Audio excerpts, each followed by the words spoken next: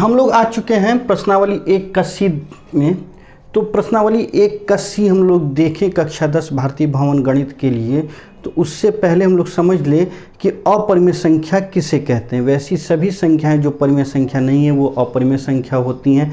अब परिमेय संख्या क्या होती हैं ये एक बार हम लोग जान लेते हैं। तो वैसी सभी संख्याएं जिन्हें p बाई क्यू के रूप में लिखा जा सके, जहां q बराबर नहीं हो 0 के, परिमेय संख्याएं कहलाती हैं। ठीक, अब जैसे 3/4 परिमेय संख्या है, 2/5 परिमेय संख्या है, 7/6 परिमेय संख्या है, 2 भी परिमेय संख्या है, p बाई क्यू के रूप में लिखा जा सकता है, इसको नीचे एक छिपा हुआ है। ठीक, 5 भी परिमेय संख्या है, यहाँ तक कि 0 भी परिमेय संख्या है क्योंकि इसके नीचे भी एक लिखा जा सकता है। लेकिन 7/0 ये परिमेय संख्या नहीं है क्योंकि q बराबर नहीं हो सकता है 0 के। वैसे भी 0 से अगर हम 7 में भाग लगाते हैं तो भाग लगाना संभव नहीं है, इसलिए ये अपरिमेय संख्या है। ठीक, दूसरी बात कि अपरिमेय संख्या का दशमलव प्रसार अशांत होता है। अशांत तो होता ही है, तो अशांत तो परिमेय संख्या का भी होता है, लेकिन परिमेय संख्या का दशमलव प्रसार जो होता है वो अशांत आवर्ती होता है। मतलब परिमेय संख्या का दशमलव प्रसार शांत भी होता है और अशांत भी होता है। अशांत में अगर अशांत हुआ तो वह अशांत आवर्ती होगा परिमेय संख्याओं का दशमलव प्रसार, जबकि अपरिमेय संख्याओं का दशमलव प्रसार जो होगा वो अशांत अनावर्ती होगा, यानी कि एक ही चीज़ बार बार नहीं आएगी। जैसे 2 आ गया, 3 आ गया, 7 आ गया, 6 आ गया, 5 आ गया, 2 आ गया, 4 आ गया, 3 आ गया, 7 आ गया, ऐसे मतलब कि बहुत सी चीज़ें होती चली जाएंगी। बस यहीं पे समाप्त करते हैं और इस तरीके से हम लोग दे देते हैं। तो इसका मतलब कि ये आगे तो बढ़ रहा है, पता नहीं कहाँ तक जाएगा, लेकिन बार बार एक ही चीज़ नहीं आ रही है, अलग अलग चीज़ें आ रही हैं, यानी कि ये अनावर्ती हैं, मतलब बार बार अपने आप को दोहरा नहीं रही हैं। तो दशमलव जो अपरिमेय संख्या है उनका दशमलव प्रसार अशांत अनावर्ती होता है।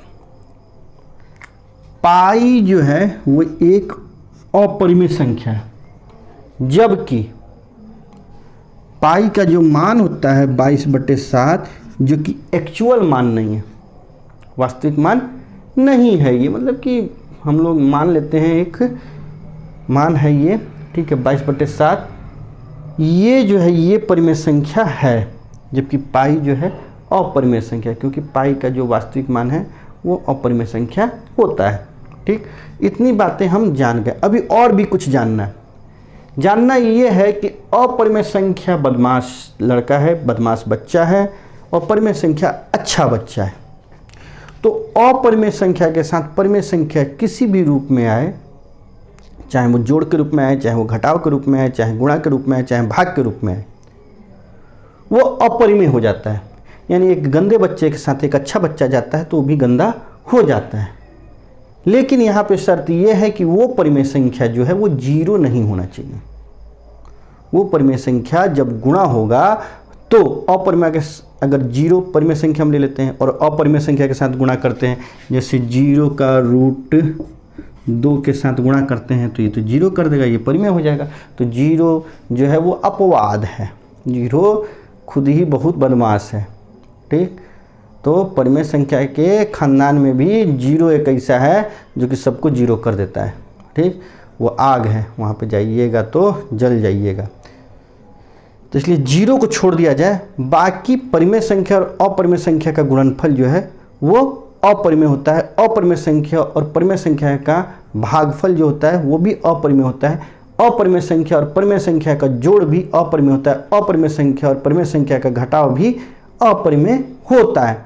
इतनी बात आपको जाननी जरूरी थी। ठीक, अब आइए हम लोग आगे बढ़ते हैं और देखते हैं पहला प्रश्न। तो पहले इसको हम मिटा देते हैं, उसके बाद हम लोग देखते हैं पहला प्रश्न। ठीक, अब देखिए मेरे हाथ में तो किताब है, आपको भी किताब रखनी होगी अपने हाथ में। ठीक, तो जब आप अपने हाथ में किताब रखेंगे तो बहुत जल्दी जल्दी हम लोग इसका आंसर दे पाएंगे, नहीं तो बहुत परेशानी हो जाएगी। मैं हमेशा कहता हूँ कि जब हमसे पढ़िए तो एक किताब अपने पास तो रखिए, कॉपी और कलम भी अपने साथ रखिए। समय समय पर वीडियो को पॉज करके आप इसको नोट करते रहें ताकि ये मदद हो आपको, आप अच्छे से पढ़ें, अच्छे से पढ़ना चाहिए। मार्क्स अच्छा है, केवल मार्क्स अच्छा आने के लिए हमको नहीं पढ़ना है, हमको समझने के लिए पढ़ना है। खैर आइए, प्रश्न नंबर जो 1 है, प्रश्न संख्या 1 है, वो आपकी स्क्रीन पर आ रहा होगा। तो एकदम बिल्कुल जल्दी से हम लोग प्रश्न संख्या 1 का उत्तर देते हैं। तो प्रश्न संख्या 1 का पहला जो है वो बोल रहा है क्या √15 एक परमेय संख्या या अपरमेय संख्या, मतलब खाली स्थान है। तो √15 कैसी संख्या है? तो √15 जो है, अब देखिए 15 का तो हम लोग वर्गमूल नहीं निकाल सकते, √15 का वर्गमूल नहीं निकाल सकते हैं, इसलिए ये अपरिमेय संख्या है।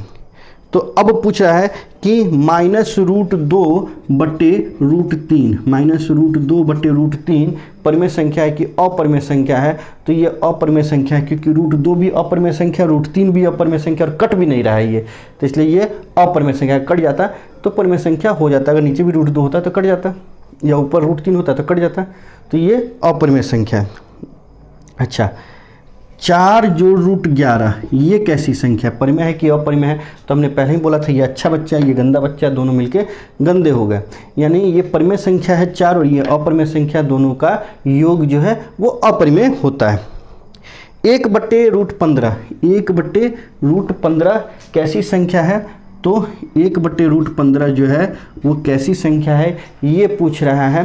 तो 1 बटे √15 भी भाई साहब अपरिमेय संख्या, क्योंकि ये परिमेय संख्या और ये अपरिमेय संख्या है, दोनों मिला के अपरिमेय हो जा रहा है। अब अंतिम जो है वो पूछ रहा है 5√8, इसको थोड़ा अच्छे से देखिए, और अपॉन √2 ये परिमेय संख्या है या अपरिमेय संख्या है? तो देखिए भाई साहब, 5 तो 5 ही रह गया। 8 का जब अभाज्य गुणनखंड करते हैं तो 2 दूनी 4 दूनी 8, यानी कि 2√2 हो जाता है ये। अब देखिए ना, ऐसे √8 है, इसको हम ऐसे लिख सकते हैं 2 गुणे 2 गुणे 2। अब ये देखिए, ये 2 तो बाहर निकल गया, ये बेचारा फंस गया, क्योंकि इसका तो जोड़ीदार है, एक का जोड़ीदार नहीं मिला। तो इस तरीके से ये 2√2 है, ये भी √2 है, √2 से √2 कैंसिल हो गया, ये 5 दूनी 10 हो गया। कहने का मतलब 10 को इस तरीके से इसने लिखा है, तो ये परिमेय संख्या है। ठीक, तो बस इसमें इतना ही। आइए देखते हैं प्रश्न संख्या 2 और इसका निपटारा करते हैं। हमारे पास प्रश्न संख्या 2 क्या बोल रहा है? सिद्ध करें कि 3√2 एक अपरिमेय संख्या। अब देखिए, इसको बहुत आसानी से हम लोग सिद्ध कर सकते हैं कि √2 एक अपरिमेय संख्या है। तो इसको हम कंट्राडिक्शन मेथड से, यानी कि विरोधाभास विधि से सिद्ध करते हैं। अच्छा, √2 एक अपरिमेय संख्या है, ये सिद्ध करना कि √2 एक अपरिमेय संख्या है, ये बहुत आपके 10वीं कक्षा के परीक्षा में आता है कि √2 एक अपरिमेय संख्या, चाहे √5 एक अपरिमेय संख्या है, या √6 एक √7 एक अपरिमेय संख्या, इस तरीके से, है ना। ये √6 भी अपरिमेय संख्या है ना। तो ये सिद्ध करने के लिए आता है आपकी परीक्षाओं में। तो अगर आप ये जानते हैं अच्छे से तो ठीक है, अगर आप नहीं जानते हैं तो पिछली वीडियो में आप जाके उसे देख सकते हैं, जिसका डिस्क्रिप्शन बॉक्स में हमने लिंक दे दिया है, तो आप वहाँ से जाके उसे देख सकते हैं कि कैसे हम लोग इसे सिद्ध करेंगे। आइए, ये तो बहुत आसान है ना, और वो थोड़ा कठिन है, तो उसको देख लीजिए। बहुत आसानी से हमने समझाया, बहुत अच्छे से समझाया है। आइए इसको देखते हैं। सिद्ध करें कि 3√2 एक अपरिमेय संख्या है। इसके लिए हम क्या करेंगे? तो यदि संभव हो तो माना कि 3√2 एक परिमेय संख्या। जी हाँ, हमने इसे परिमेय संख्या माना है, संख्या है। हमने इसे अपरिमेय नहीं कहा, हमने इसे परिमेय कहा, क्योंकि अगर हम मान लेंगे कि माना कि 3√2 एक परिमेय संख्या, अपरिमेय संख्या है, अगर हम मान लेते हैं तो काम ही खत्म, लिख देंगे अतः साबित हुआ कि 3√2 एक अपरिमेय संख्या है। तो ऐसा नहीं करते हैं हम लोग। ठीक, आइए आगे देखते हैं। यदि संभव हो तो 3√2 एक परिमेय संख्या, ऐसा हम लोग मान लेते हैं। तो भैया 3√2 बराबर ए, जहाँ ए बराबर ए एक अशून्य धनात्मक पूर्णांक है, ठीक, अशून्य धनात्मक पूर्णांक है। ये भी कहना बहुत जरूरी है। तो फिर देखिए यहाँ पे क्या √2 बराबर a/√3 नहीं लिख सकते? यहाँ a धनात्मक पूर्णांक है, अतः इसलिए a परिमेय संख्या है, तथा 3 एक अशून्य पूर्णांक है, अतः a/3 परिमेय संख्या है। यहाँ पे आपको कोई डाउट कि a/3 जो है परिमेय संख्या है? यहाँ पे तो आपको कोई डाउट नहीं होना चाहिए, क्योंकि देखिए √2 एक अपरिमेय संख्या है, ये तो हमको पता है, ठीक। ए जो है परिमेय संख्या है, क्योंकि अशून्य, यहाँ पे हमने बोल दिया था अशून्य धनात्मक पूर्णांक, इसलिए परिमेय संख्या हो गई। 3 तो परिमेय संख्या है ही, तो परिमेय संख्या और परिमेय संख्या का भाग जो है परिमेय संख्या होगा, तो ये परिमेय संख्या है। फिर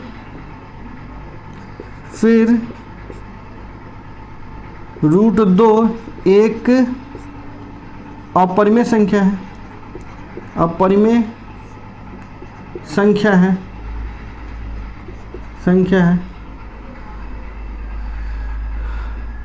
तो अपरिमेय संख्या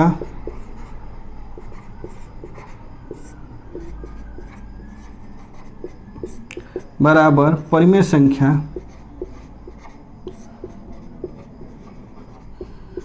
असंभव है, अतः हमारी मान्यता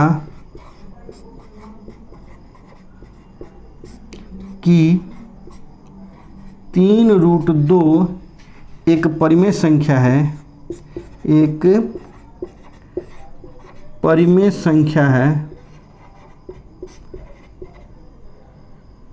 गलत थी। 3√2 एक परिमेय संख्या है, सॉरी अपरिमेय संख्या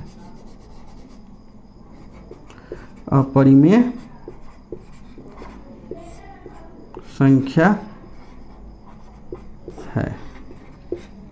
हो गया, बस इतनी सी बात थी।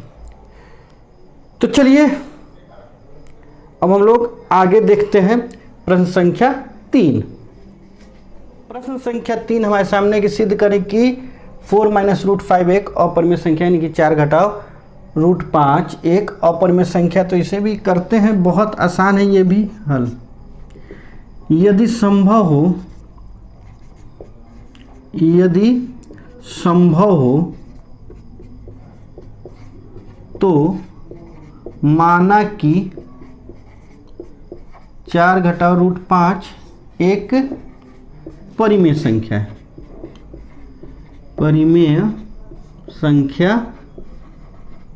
है, ठीक, कोई परेशानी नहीं है हमें ये मान लेने में। फिर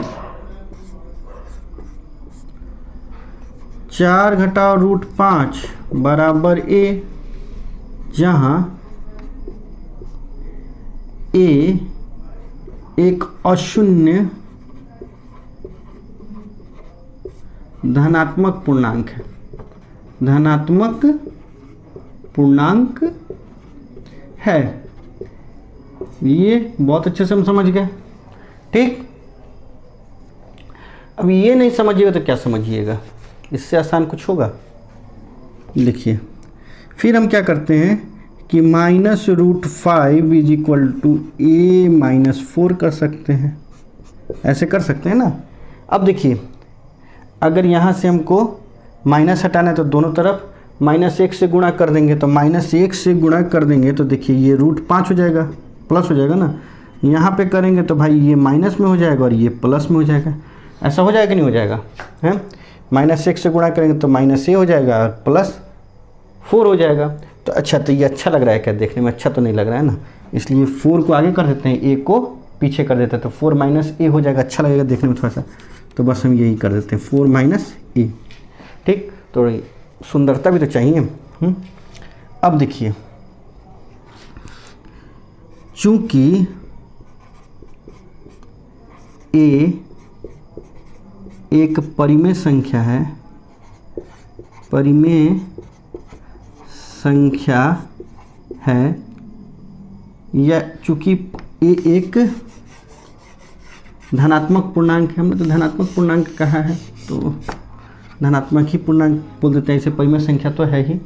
हाँ, तो जो धनात्मक पूर्णांक होगा वो परिमेय संख्या होगा ही। तो आप जैसा चाहें वैसा लिख सकते हैं। क्योंकि a एक अशून्य भी हो जाएगा तो कोई दिक्कत है नहीं, लेकिन हम अशून्य कहेंगे क्योंकि यहाँ पे शून्य तो मान नहीं सकते थे ना। अशून्य धनात्मक पूर्णांक है, धनात्मक पूर्णांक है, इसलिए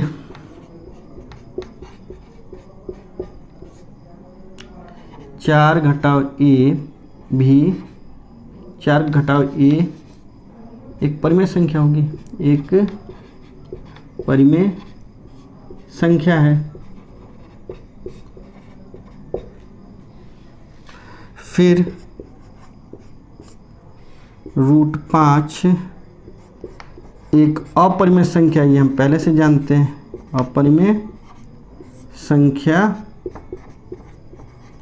है। यहाँ ये साबित करने की हमको ज़रूरत नहीं है कि √5 एक अपरिमेय संख्या, यहाँ पे हमको ये साबित करने की ज़रूरत नहीं है। इसको एक कह देते हैं ना, कथन एक। फिर 1 से अपरिमेय संख्या बराबर अपरिमेय संख्या बराबर परिमेय संख्या।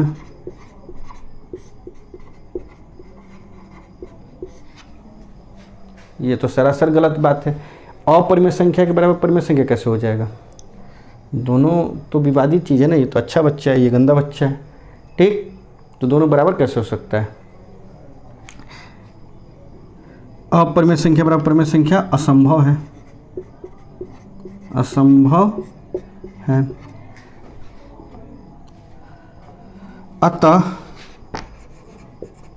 हमारी मान्यता कि 4 घटाव √5 एक परिमेय संख्या है,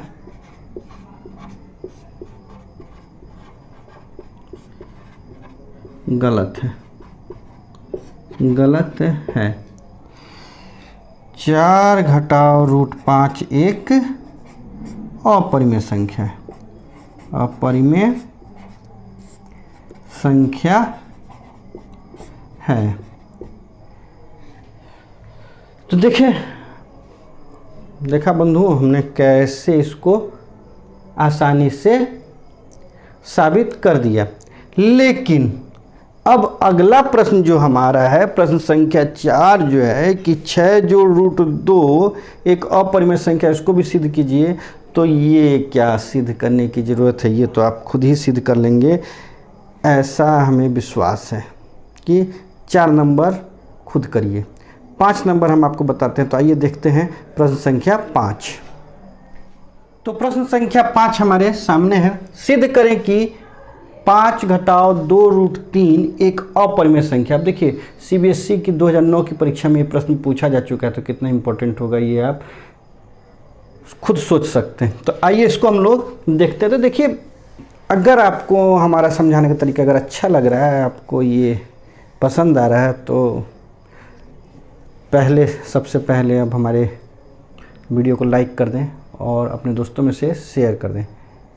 अगर आपने अब तक हमारे चैनल को सब्सक्राइब नहीं किया है तो सब्सक्राइब कर लें और बेल आइकन को प्रेस कर दें, ताकि हम जब भी अपना कोई नया वीडियो अपलोड करें तो उसका नोटिफिकेशन आपको सबसे पहले मिले। आइए हम लोग देखते हैं इसे कैसे। बस वही तरीका, यदि संभव हो तो माना कि 5 घटाव 2√3 एक परिमेय संख्या है, एक परिमेय संख्या है। फिर 5 घटाव 2√3 बराबर a मान लेते हैं, जहां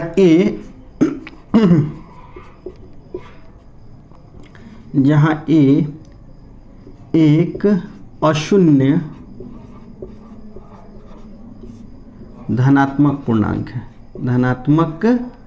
पूर्णांक है।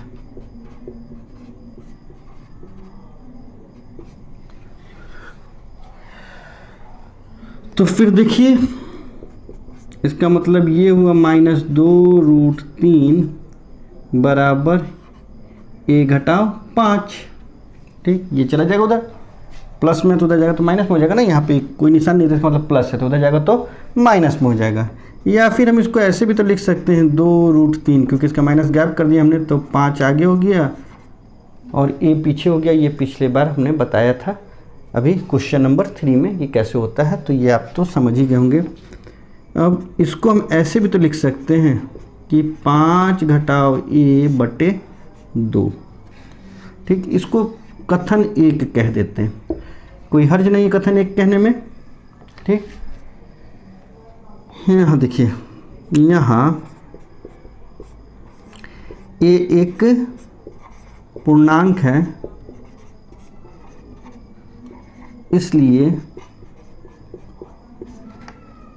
a पूर्णांक है, तो पहले हमने बता दिया है। तो a अगर पूर्णांक है तो 5 घटाव a/2 एक परिमेय संख्या हो जाएगा, क्योंकि बाकी सब तो पूर्णांक ही है ना, 5 और 2 तो पूर्णांक ही हैं। एक परिमेय संख्या है, एक परिमेय संख्या है। तो जब ये एक परिमेय संख्या है तो √3 तो एक अपरिमेय संख्या है,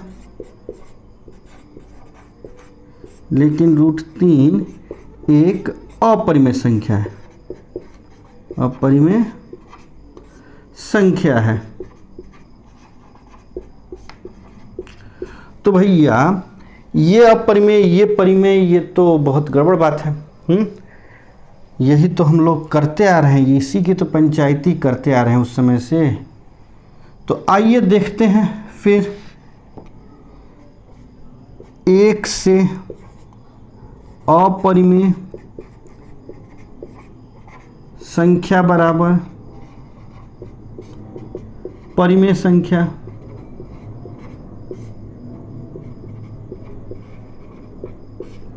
जो असंभव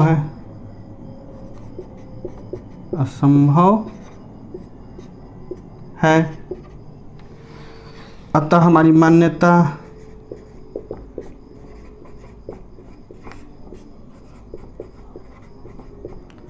कि मतलब बार बार हम गलत ही मान लेते हैं, बहुत खराब व्यक्ति हम हैं। 5 घटाव 2√3 एक परिमेय संख्या है,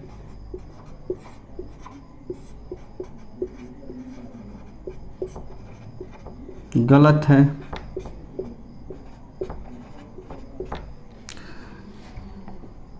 अतः क्या 5 घटाव 2√3 एक अपरिमेय संख्या है, अपरिमेय संख्या है। बस इतनी सी बात। आइए देखते हैं अगला क्वेश्चन, इसको आप लोग नोट कर लीजिए। प्रश्न संख्या 6 ये बोल रहा है कि सिद्ध करें कि 5/√7 एक अपरिमेय संख्या है। तो बस इसको भी उसी तरीके से हल करते हैं। यदि संभव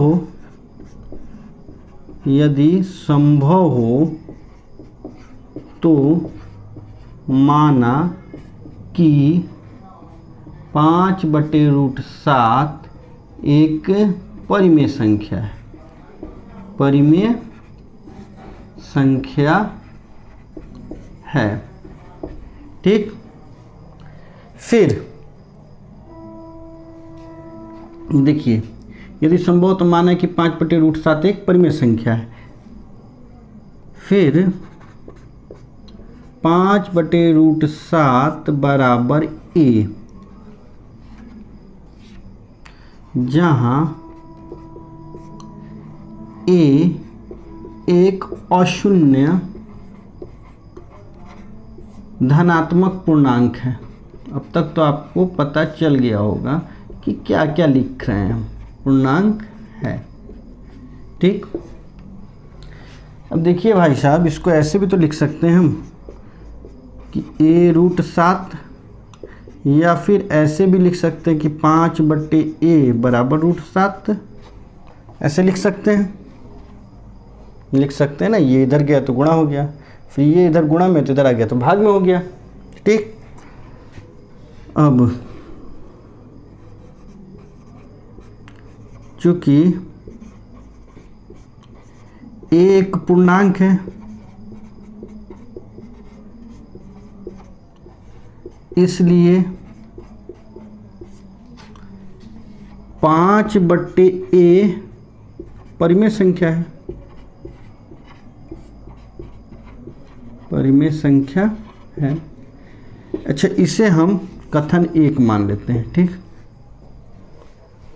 लेकिन √7 एक अपरिमेय संख्या है, अपरिमेय संख्या है।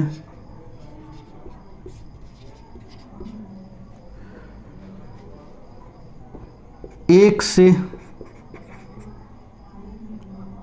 परिमेय संख्या बराबर अपरिमेय संख्या, परिमेय संख्या बराबर अपरिमेय संख्या।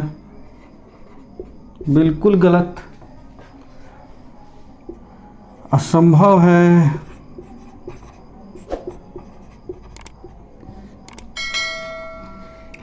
अतः हमारी मान्यता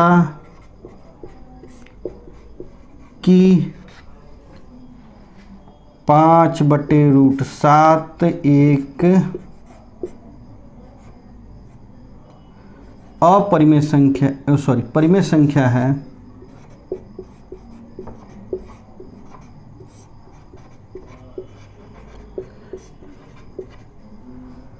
गलत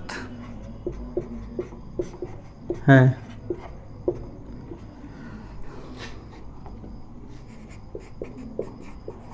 इसलिए 5/√7 एक परिमेय संख्या है,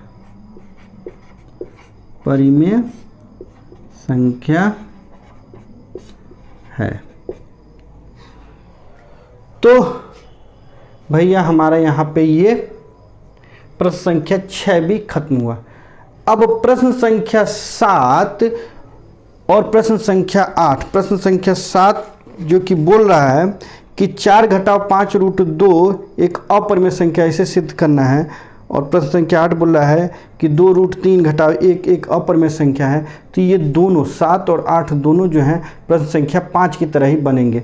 तो फिर क्या ही हम बताएं आपको उसके बारे में, तो वो आप खुद सॉल्व कीजिए। कुछ मेहनत आपको भी करना ही चाहिए। तो आप जब मेहनत करेंगे, आपकी मेहनत रंग लाएगी, हम तो आपको बता ही रहे हैं। तो प्रश्न संख्या 5 की तरह से प्रश्न संख्या 7 और 8 आप लोग खुद बनाएं।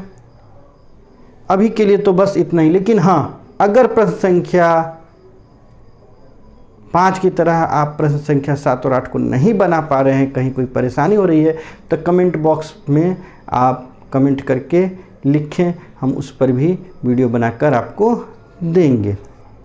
तो अभी के लिए तो बस इतना ही। Thank you for watching, goodbye. मिलते हैं अगले वीडियो में, आप लोग इसे नोट करें।